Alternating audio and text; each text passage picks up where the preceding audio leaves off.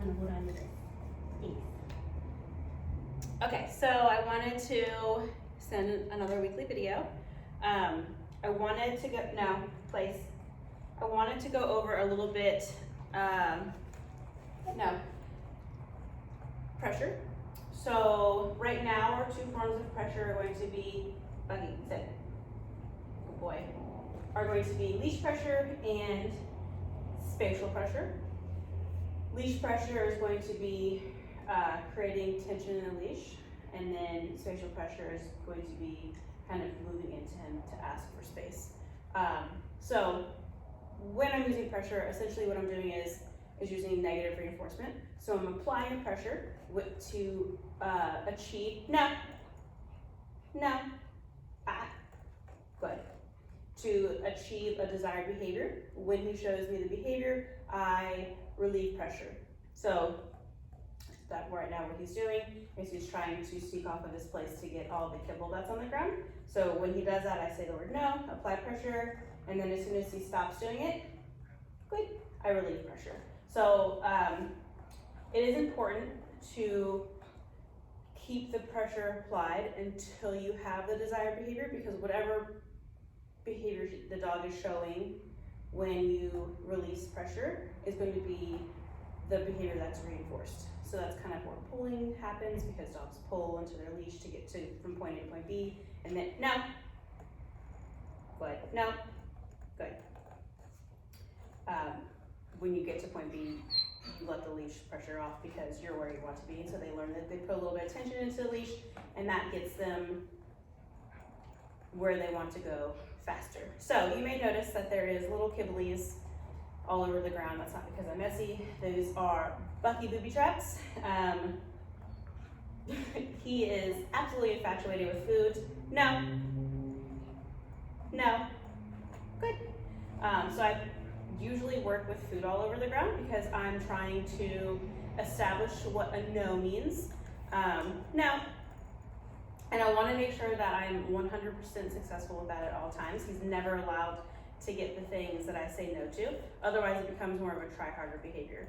So he's very persistent, and I have to be on my A game. So what I do is I walk him around, and when he tries to go after food, which is like literally at all times, I say the word no. When he gives into that pressure and pays back attention to me, I click and reward. The treats that I have are higher value than this measly kibble all over the ground. I have hot dogs, and I have, hey, good boy, good.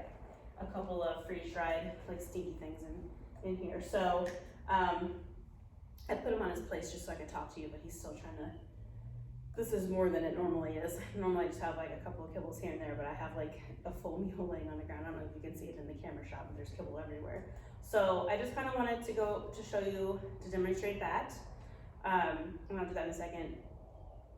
I want to build value on me and not have him so worried about every little thing happening around him, because that has really been the biggest hurdle for us, is he's so externally reinforced. Like he cares about what I'm asking him, but he cares more about things that are easier for him to get. So you know, working a little bit with me is work, and sniffing on the ground and finding things that aren't even necessarily food, rocks, leaves. That's exciting because it's easy for him to get. So I know that you guys have been having problems with him being naughty on the leash with other dogs, and I think that is also a big part of it, is he's so externally rewarded. He thinks that other people and other dogs are exciting because they're new information. So I want to build value on us, on you guys. That's why I want to share this video. His heel is certainly not perfect right now, and I really have to work hard to keep him engaged with me.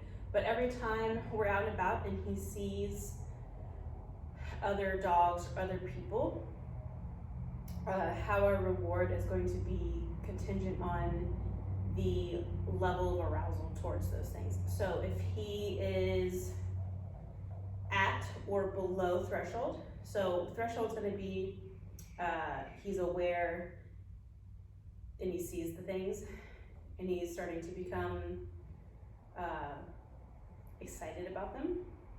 Over threshold is going to be where he is so involved with going to see them or being reactive to them. And reactive doesn't necessarily mean aggression, it just means like he's reacting to their presence. It's really hard to work with a dog that is over threshold. As you know, like no food, nothing like that matters because he's already locked in on engaging with those things. So I want to work with him below threshold. So that is going to change, this threshold level is going to change dependent on what is ahead. So sometimes it could be from here to, I know you can't, there's Broad Streets across from me, across Broad Street. It could be from here to just the other side of the room. It could be further, whatever. So what I'm looking for is he sees something, but he's not necessarily worried about it. When he notices things, I click and I reward that. I want to let him know that I don't mind him seeing things. It's okay, I don't want to create conflict. I don't want to tell him that he's not allowed to observe the world around him, because you're gonna always be fighting with your dog. Sorry, buddy. If that's the case. But I want to reward that. So I want to reward calm attention, and then what that does is it switches the value from those things to me. So over time, he sees the trigger, and he's like, oh, I get a reward for that, right?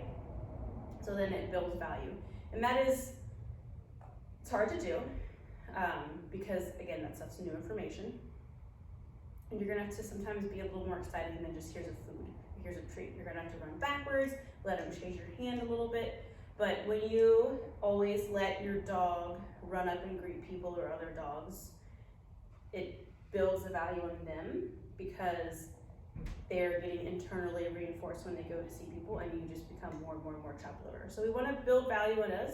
We wanna show him that when you see those things, that's cool, there's nothing bad about them, but you come get a food from me, you come play with me. And that's gonna build excitement in you.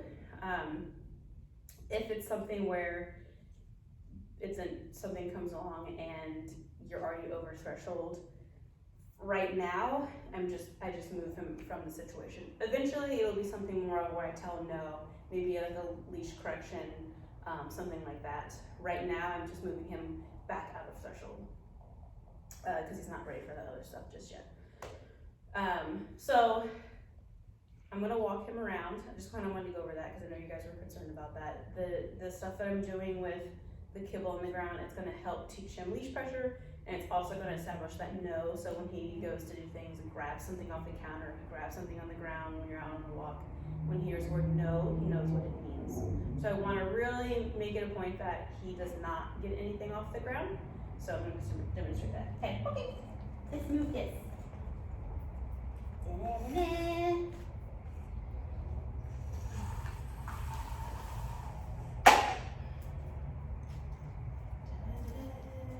No.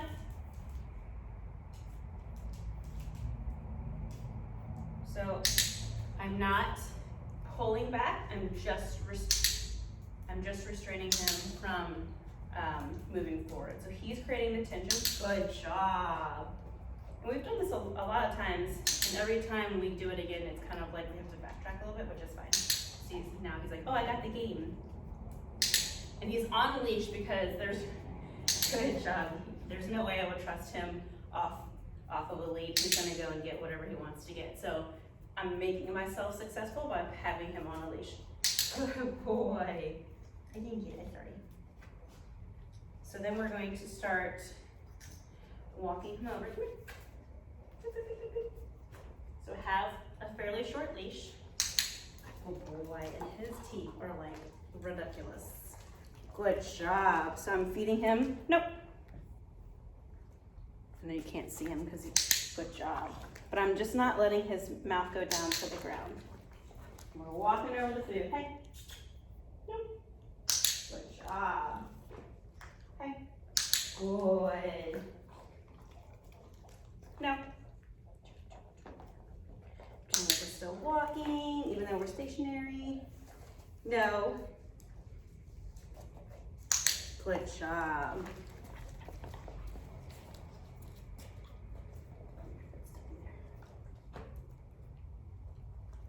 Good job. So when his head is up, the leash is slack. There's no tension. Let's go. Good job. Good boy. Good job. I'm getting frustrated now. You're all rowdy. Good job. Nope. Good. Good job, buddy. Nope. Now.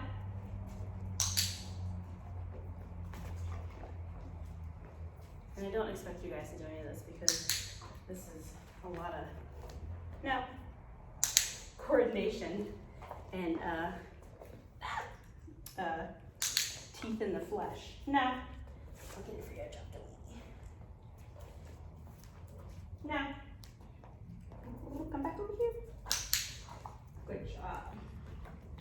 Very good. Sit. No, sit. Good. And again, with the markers, good. I put them in a sit, and I use good to build that duration. Good. And he's right now in a pile of food. No. Good. I'm rewarding him looking up at me. Good. Sit. Good. And then, okay. Oh, good boy. No. Good. Very good. No. Good. Down. Good. All right, so now this is the tricky one because he's down there with everything. Good. Down. I'm gonna kick some kibbles around.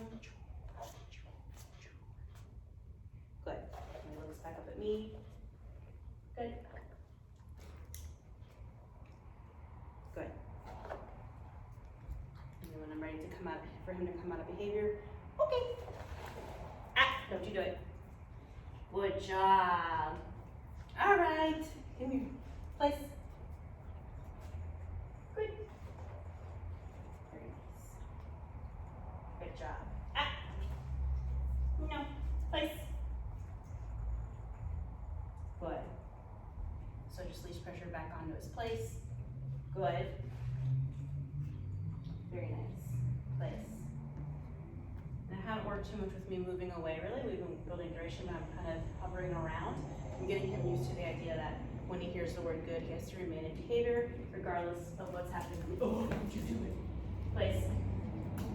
I know you're obviously so starved, huh? Place. Good.